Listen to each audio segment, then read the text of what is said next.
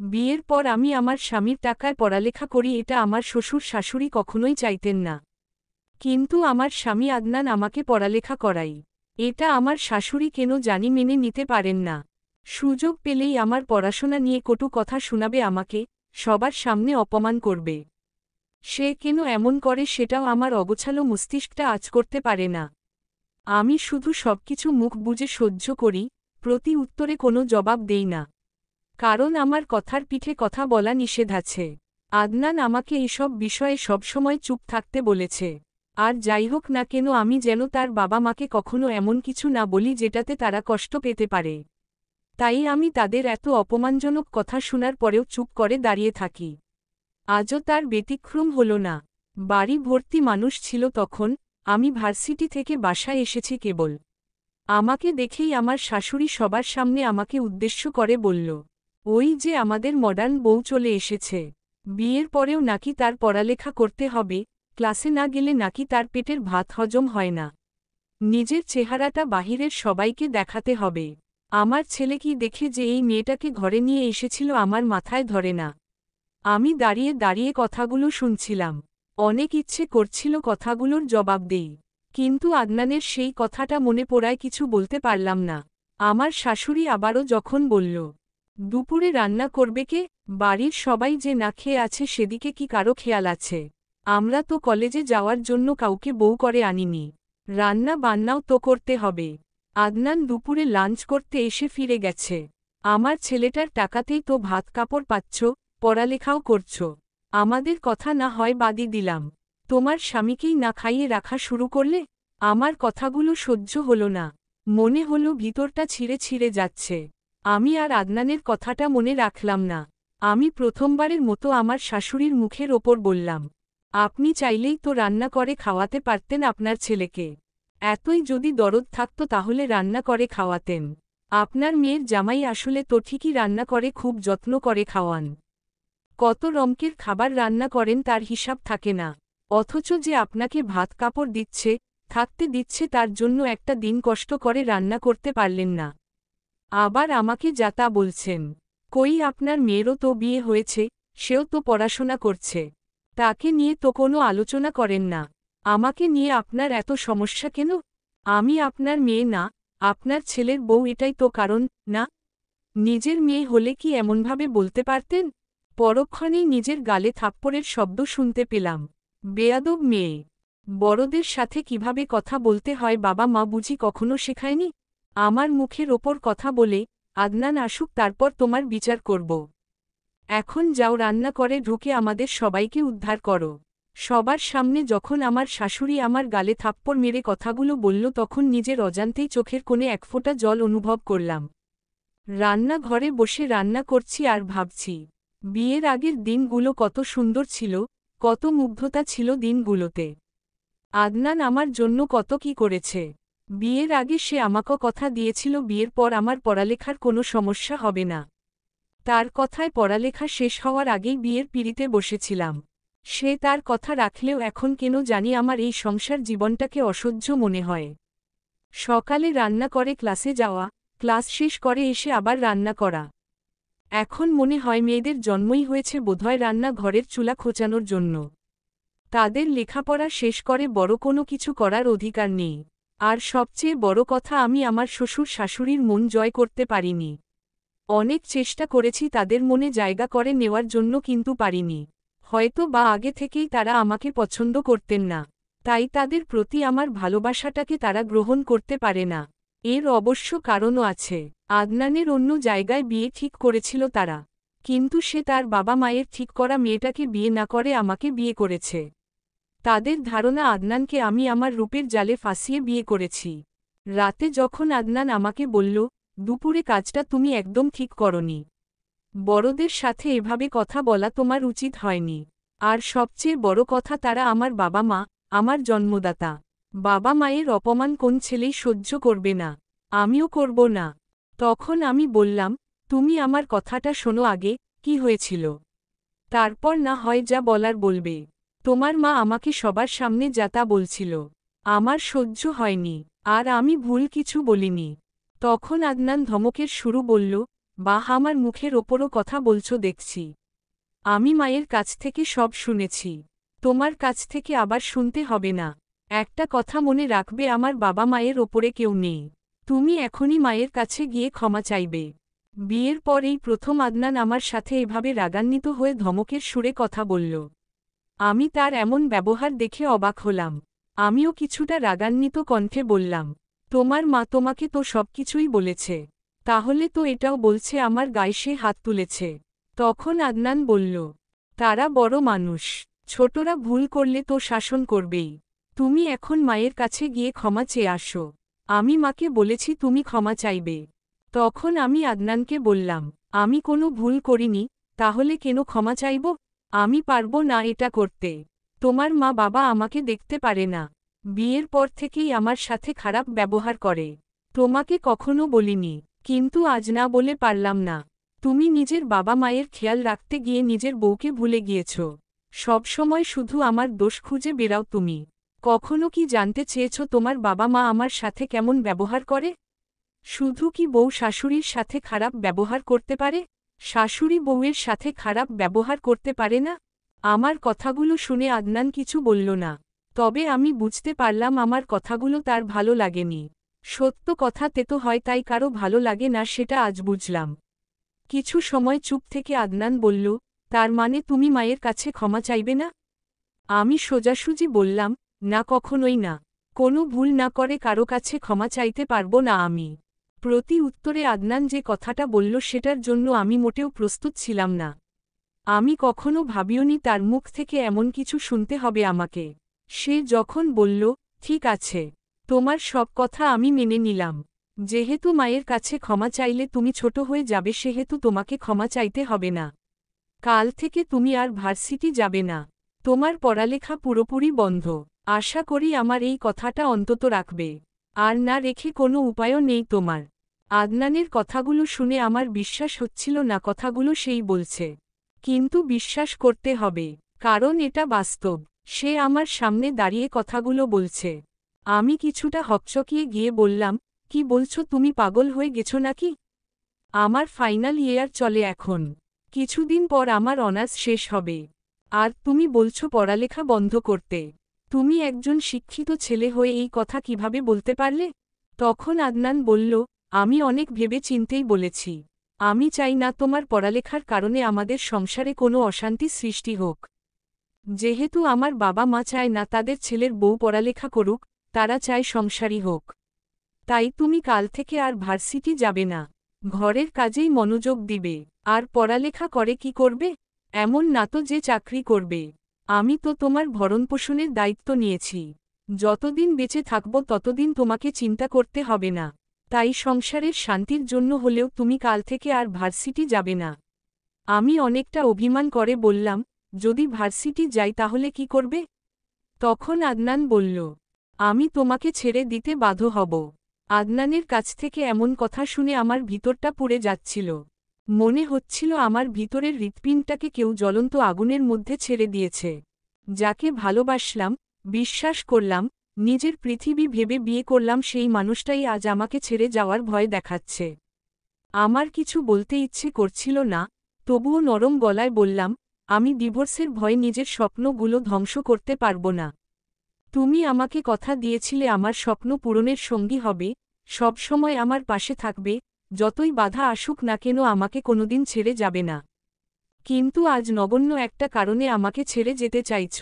সত্যি বলতে কখনো ভাবিনি মাঝপথে এসে এভাবে সরে দাঁড়াতে চাইবে তুমি। আমি ভার্সিটি যাওয়া বন্ধ করতে পারব না।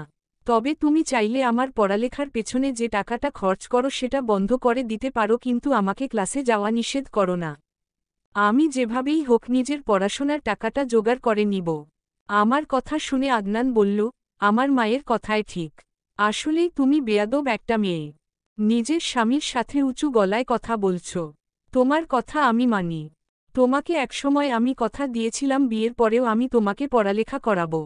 কিন্তু এখনকার পরিস্থিতিটাও তোমাকে বুঝতে হবে। আমি যা বললাম সেটা না করলে আমি ভুলে যাব তুমি আমার স্ত্রী। আমি কাল অফিসিয়াল কাজে 1 মাসের জন্য ঢাকার বাহিরে যাব। তুমি কাল থেকে আর ভার্সিটি যাবে না, এটাই আমার শেষ কথা। এতগুলো মানুষের সুখের জন্য তুমি তোমার পড়ালেখাটা বিসর্জন দিতে পারবে না? আমাদের ভবিষ্যৎ সন্তানের কথা ভেবে অন্তত তুমি আমার কথা শুনবে। কথাগুলো বলেই আদনান বিছানায় শুয়ে পড়ল।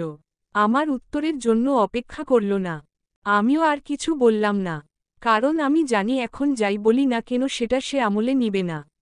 দুজন মানুষ এক বিছানায় ঘুমালেও দুজনের মাঝে অনেক দূরত্ব বিরাজ করছে আজ। জানি না দূরত্বটা সময়ের ব্যবধানে কোনো একসময় কমে যাবে নাকি আরও বেড়ে যাবে। সকালে আদনান অফিসে যাওয়ার পরে আমি যখন ভার্সিটি যাওয়ার জন্য বের হলাম তখন আমার শাশুড়ি বলল, তোমাকে আদনান কিছু বলেনি? তোমাকে তো ভার্সিটি যেতে না বলেছে, তারপরেও কেন যাচ্ছ? তখন আমি বললাম, ওটা এমনিতেই বলেছে। তখন আমার শাশুড়ি বলল, এমনি না, সত্যই বলেছে। আমিও বলছি তোমাকে আর পড়াশোনা করতে হবে না, কয়েকদিন পরে তো মা হবে, তাই ঘরের বাহিরে যাওয়ার দরকার নেই। আমি তার কথা কানে নিলাম না, নিজের মতো করে বেরিয়ে গেলাম ভার্সিটির উদ্দেশ্য। এভাবে প্রায় 1 মাস চলল। এই 1 মাসে আমার শ্বশুর শাশুড়ি আমার সাথে কোনো খারাপ ব্যবহার করেনি, এটা যেন আমার বিশ্বাসই হয় না।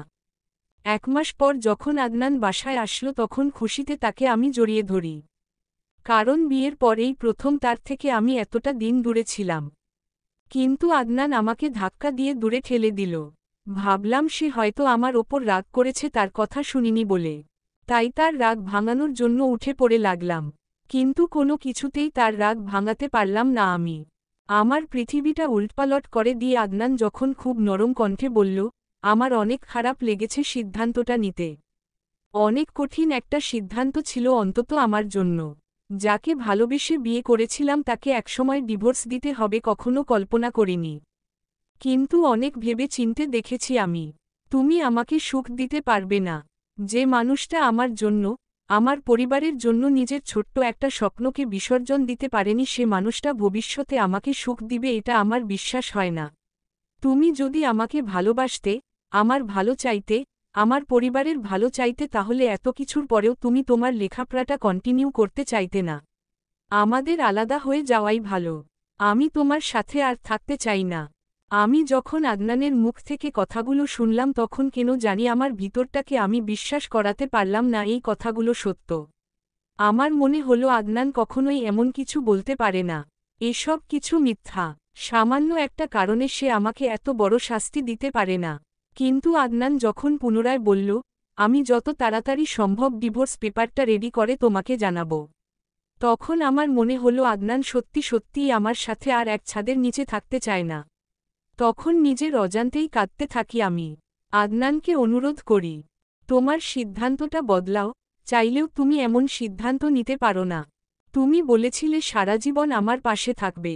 আমার তোমাকে ছাড়া থাকতে অনেক কষ্ট হবে। আমি তোমার সাহসেই নিজের স্বপ্নগুলো পূরণ করতে চাই। আমাদের সন্তানের কথাটা একবার ভাবো। তখন আদনান বলল, ওটা আমার সন্তান না, তোমার সন্তান। তুমি আমাকে খুব ভালো করেই চেনো আমি কেমন মানুষ।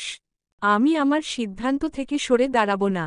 আমি তোমাকে কত করে বলেছি তুমি আমার কথা শোনোনি। তোমার সম্পর্কে মা আমাকে অনেক কিছু বলতো কিন্তু আমি বিশ্বাস করতাম না। কিন্তু আজ বিশ্বাস না করে পারছি না। তুমি মাঝে মাঝেই ভার্সিটি থেকে রাত করে ফিরতে। আমাকে বলতে পারো সন্ধ্যার পরেও তোমার কিসের ক্লাস থাকতো? তোমার পেটের বাচ্চার বাপ আমি নাকি অন্য কেউ সত্যি করে বলতে পারবে? এটা নিয়ে তো আমার সন্দেহ হয়। আমি আদনানের কথাগুলো সহ্য করতে পারলাম না। বুকের ভিতর এক অসহনীয় যন্ত্রণা হতে লাগল। নিজের প্রতি নিজেরই ঘৃণা হতে লাগল।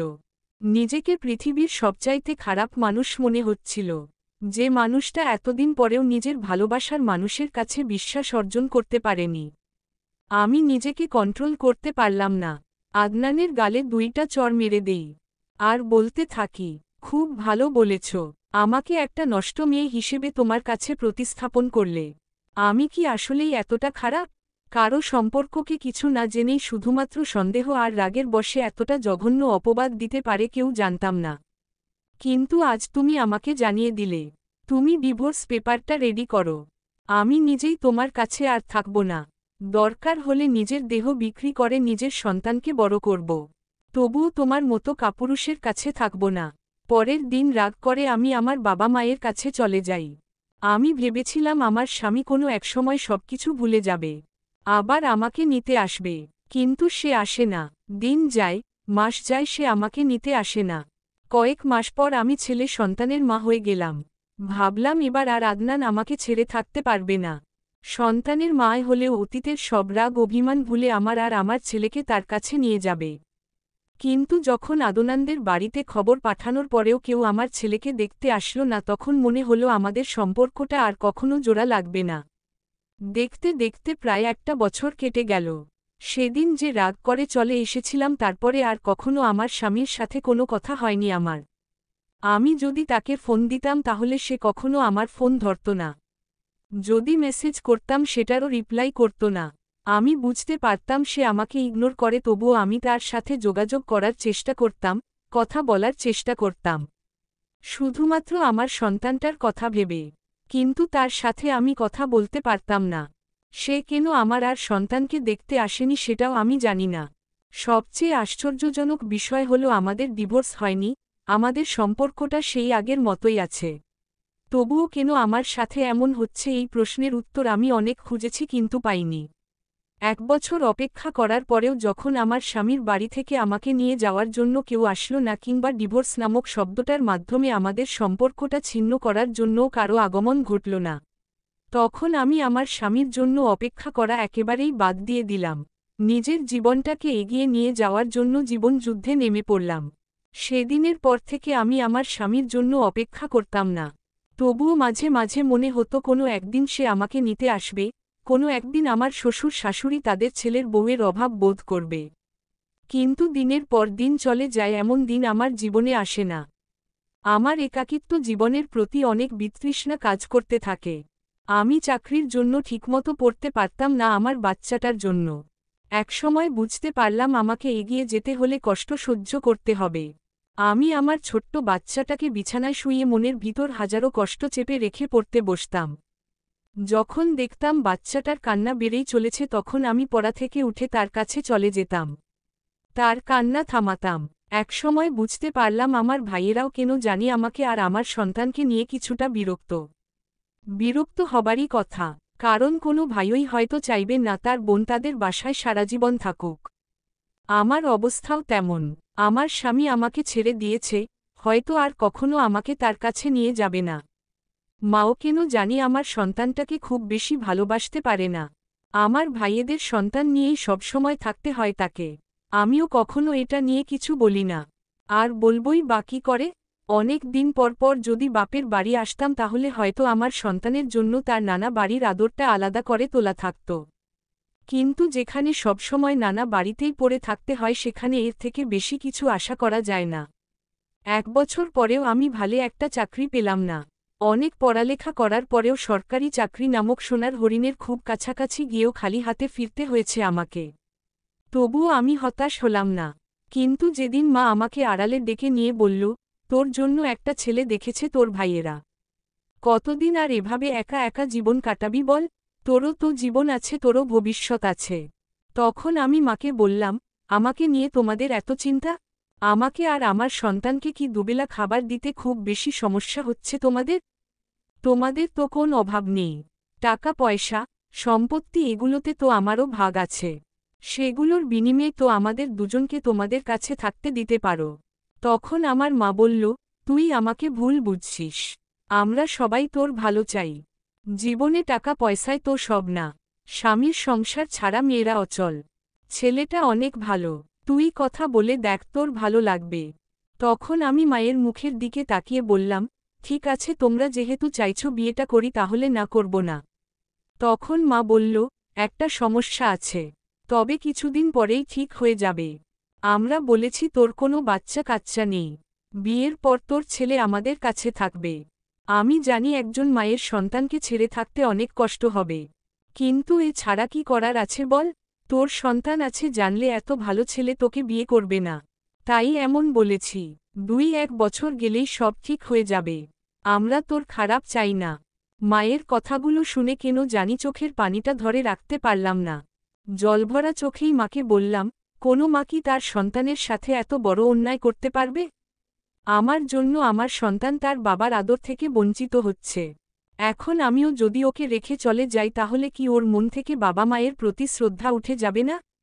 তোমরা যেমন আমার খারাপ চাইতে পারো না, তাহলে আমি আমার সন্তানের খারাপ চাইব কি করে?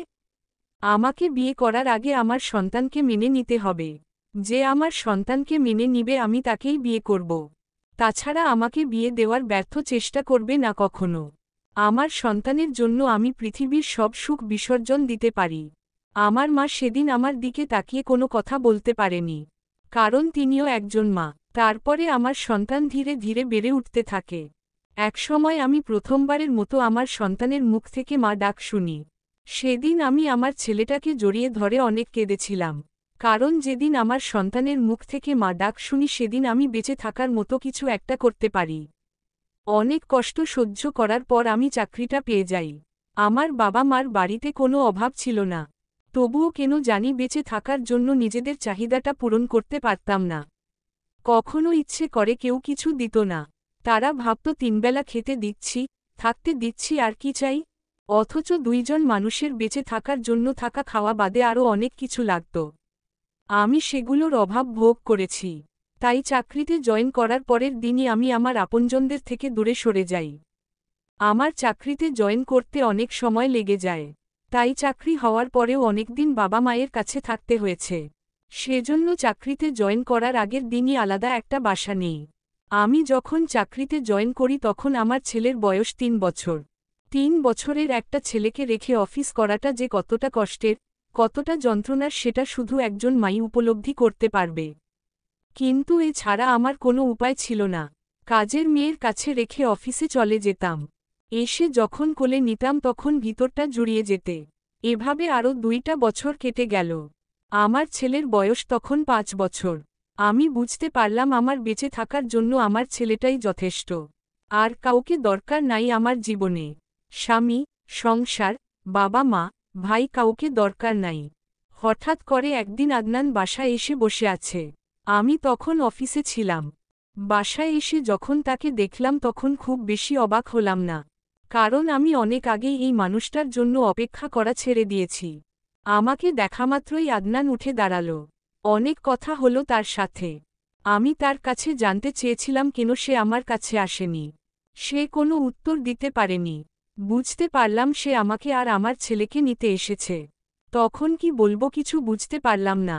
নিজের অজান্তেই বললাম, তুমি যদি দীর্ঘ 5টা বছর একাকিত্বের স্বাদ নিয়ে আবার আমার কাছে ফিরে আসতে তাহলে আমি তোমাকে গ্রহণ করে নিতাম।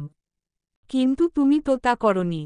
তুমি বিয়ে করেছিল যদিও আমি জানি না এটা সত্য কিনা। তবে বিয়ে না করলে এভাবে নিজের স্ত্রী সন্তান ছেড়ে 5টা বছর থাকতে পারতে না।